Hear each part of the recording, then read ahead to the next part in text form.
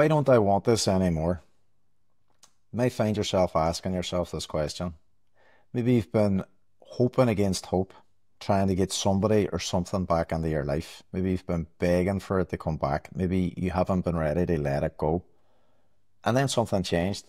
And all of a sudden now you're sitting reflecting, wondering, why don't I want this anymore? And there's loads of reasons why this might be.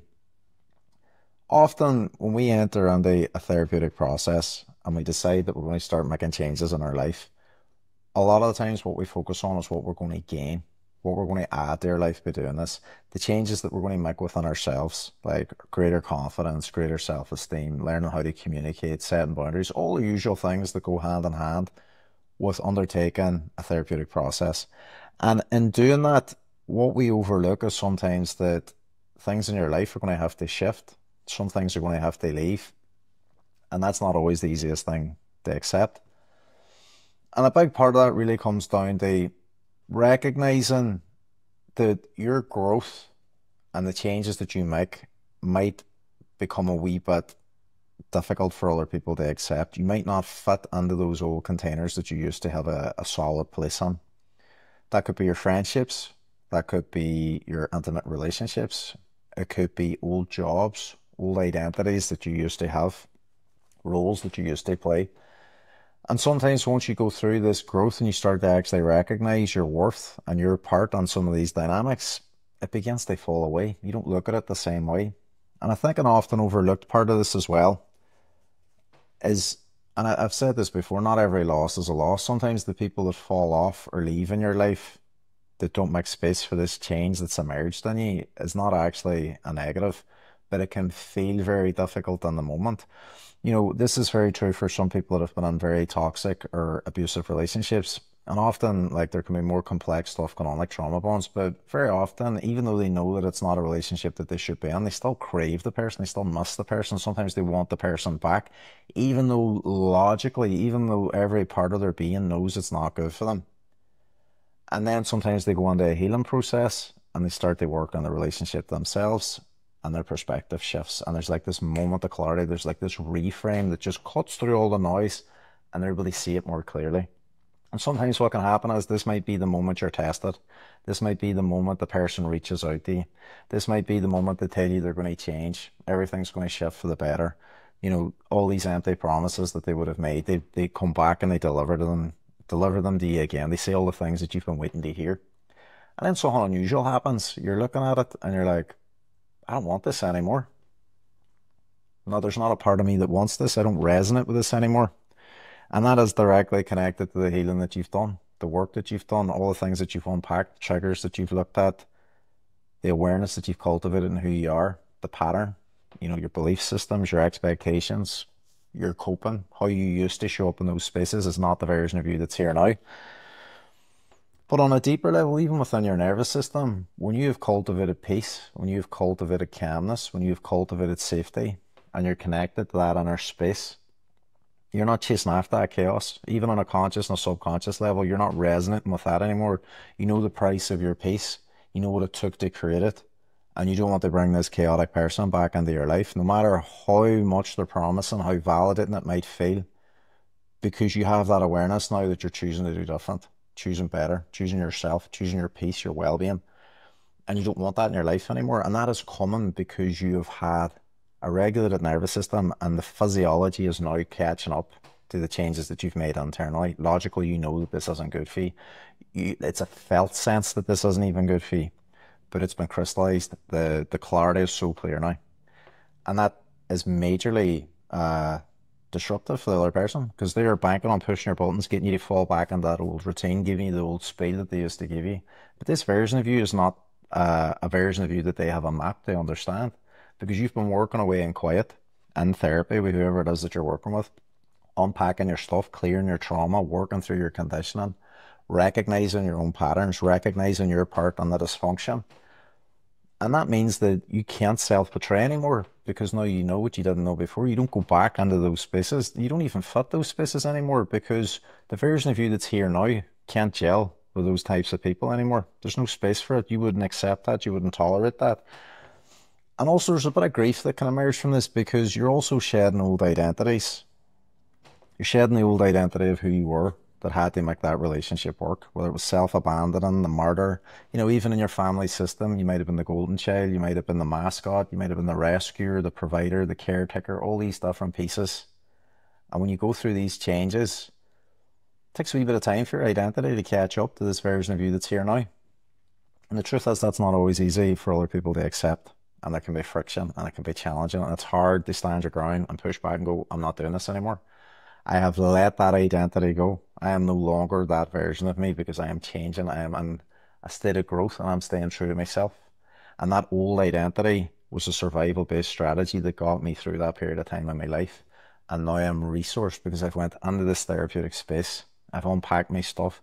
I've had a collaborative therapeutic relationship with somebody who's taught me how to trust myself, come back into my body and recognize what feels right for me. And I can't go back and self-betray in these spaces anymore. And you'll get pushback. You'll 100% get pushback. You'll get tested by friends, tested by family, tested by colleagues, tested by exes, maybe even your current partner. But within that, you're also having to let go of that old familiar pattern, that old familiar identity, and push through the discomfort of leaning into this new change. And look, that also shows up when we talk about attachments. And I don't like to talk about attachments really rigidly in the sense that some people will fall into this definition of, well, I'm anxiously attached or I've been avoiding things like that. When you undertake working on yourself, part of it is also letting go of old labels to a degree. You work on trusting yourself, creating calm, safety, stability, nervous system regulation, and learning to trust yourself moment by moment, choice by choice. And what you come to realize is that the more secure you feel in yourself, the more you're able to discern the types of people that you want into your life. You're also not chasing after those old familiar patterns. So especially if you've been in an anxious and avoidant dance, you now have language for those patterns. You now have language for those behaviors. You're now resourced to be able to call out and call forward the type of partner that you want, and also to hold yourself accountable within that. And the part of you that would have felt compelled to chase after them, to be seen, to be wanted, or the part of you that would have had to rush for that validation or that reassurance seeking in order to feel connected in a relationship, you've let all those old behaviors go.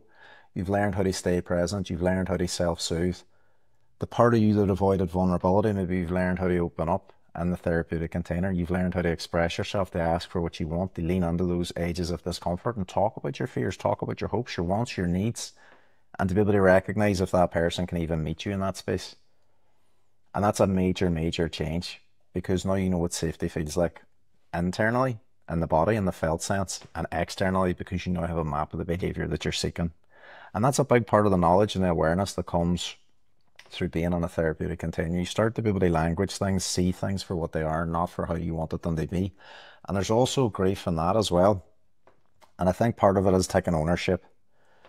Taking ownership of the fantasies and the unmet needs that we've projected onto other people, that we haven't owned in ourselves, that were important to us. And we were living out these dynamics for other people that were no good for us.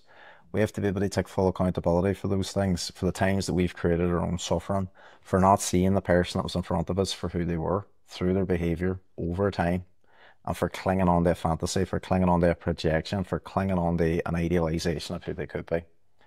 And we don't do that anymore. And that can be hard, because sometimes we might recognize that we're self-betraying, we're self-abandoning, we're staying in a relationship where maybe the lines are blurred, there's enmeshment, there's codependency, maybe we're only linked because there's trauma, there's shared trauma, there's compatible trauma. Maybe that unconscious projection's mirroring up for both of us. And maybe through your work in a therapeutic space, you've come to realize this isn't a good relationship for me to be in. And you might still care about the person, you might still love them, but you've recognized that it's dysfunctional, you recognize that it can't change, and there's grief in that. There's pain in that, because you have to recognize two things can be true. I can care about this person, I can love this person, I can also see that this is maybe toxic or not good for me, or there's underlying trauma or patterns that have drawn this partner and this pattern into my life. And I have to learn to acknowledge that that is what it is. Now, as you heal that trauma, as you work through those old patterns, as you clear that subconscious conditioning, you might start to look at that dynamic differently, not because you don't care about that person, but through the growth and through the survival energy being discharged, the nervous system getting regulated, you might not fit that dynamic anymore. You might not be prepared to self-abandon, to maintain that. You might not be prepared to let go of your needs, your wants, your dreams, your hopes for the future just to caretake that person. And it might feel like you're abandoning them, and then you might have to unpack that and look at your condition and your expectations and think, was I in a relationship where I had to self-sacrifice in order to maintain that? And there's grief in that, and there's learning in that, because again, you might love the person, might care for the person, but you might not recognize that this is also a form of a dysfunctional relationship, and that can be hard to let that go.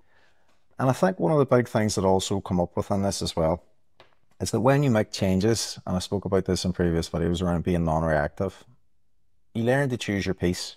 You learn to recognize this isn't the hill I want to die on. I'm no longer interested in feeding into other people's chaos. I don't want to give them my power anymore. I recognize what's under my control. I take ownership of my choices, my communication, my behavior, and I can choose to be detached. And that's not the same as shutting down, shutting people out, or being avoidant, but it's about recognizing that shift of bringing your power back to yourself, recognizing what's under the scope of your control. And for the first time, choosing not to play games with other people, especially when that's been a lifelong pattern, especially when it's been ingrained in family systems, friendship dynamics, relationship dynamics, all these different things in your life are going to go through shifts because you yourself have changed your part in the dance. And we can only wait to see what they might do in return. And that is majorly, majorly difficult for some people because some of those friendships mightn't be carried on the new season. They could be seasonal friendships, or in your healing, you might see that they were never goofy in the first place, and that can be really hard. And what I will say on this for each of these experiences, whether it's with family, with friends, with your workplace, with intimate relationships, whatever it is,